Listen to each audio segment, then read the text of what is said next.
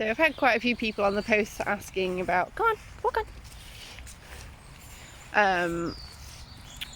Like how I got started with the mushing and training and stuff like that. So training starts before you attach a lead to anything. So no wheels, no bike, no scooter, no rig. You start with your groundwork, and this is especially important if you don't have an already trained older dog for them to work with. So you can do this on a walking belt and a bungee line like you do with Canicrafts, or you can do like I'm doing with Dax here on a harness and a long line. Basically you need them to be out in front of you, and you start giving them basic cues for things that you're going to use whilst you're mushing. Now there are official like mushing terms, but I don't use them because I kind of forget words sometimes anyway, and lefts and rights and things. So I'm not going to start trying to introduce more when I'm already struggling with lefts and rights, etc. already. So I just use like left, right, steady for slow down, whoa for stop, walk on for get going, yup yup for, you know, pick up a bit of speed, all that kind of stuff, leave it and walk on, you know, for sort of going past things and ignoring them. Zuzi, can you get on the left please? Good, and on the left and on the right for different sides of the path. If you're going past somebody or something and you need them to move to one side or the other. So we've got Dax out in front of us here, and we're coming up to a little crossroads in the path. So, and now she's going to have a wee. Having a wee. Good girl. Walk on. So we're just going to give her a walk on cue. Walk on. Good girl.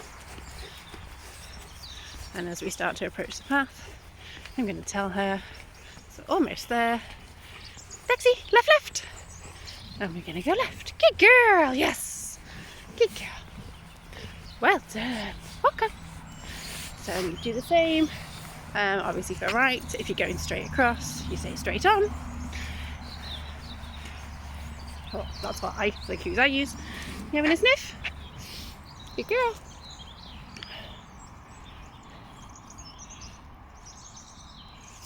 Come on then. Leave it. Walk on. Walk on. Come on, let's go. She's going around the back of me. So normally with the long line you'd be using two hands, but obviously I'm using a hand to hold the phone, so it's not working quite as well as it normally would. You'd normally have a hand on the wrapped up line, which I have here, and then a hand on the line itself as well, and be guiding them, but it's a little bit hard when you're doing this one-handed. Come on, walk on. Walk on, Daxie. Good girl. That's it. Walk on, come on. Come on. So I can't reel it in when I need to. So she's got a bit of extra line than she would normally have. Come on, Daxie, walk on. Good girl. That's it. Leave it. Walk on. Walk on. So normally I would let her sniff and things like that. We're getting up to another junction now. This time we're going right. So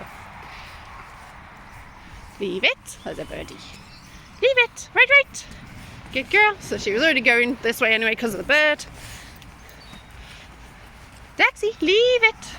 Walk on. Good girl. Good girl. So normally I'd let her like mooch around and sniff when she's on a long line like this anyway, because that's what this time is for. But I'm just doing this as a demonstration, which is why she's kind of weaving around all over the place.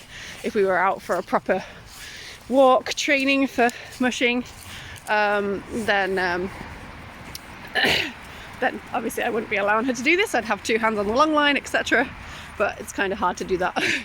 So we're getting to the end of the path now where we have to go by the road. So I'm going to stop, put the short leads back on. Come on, Daxie. Good girl.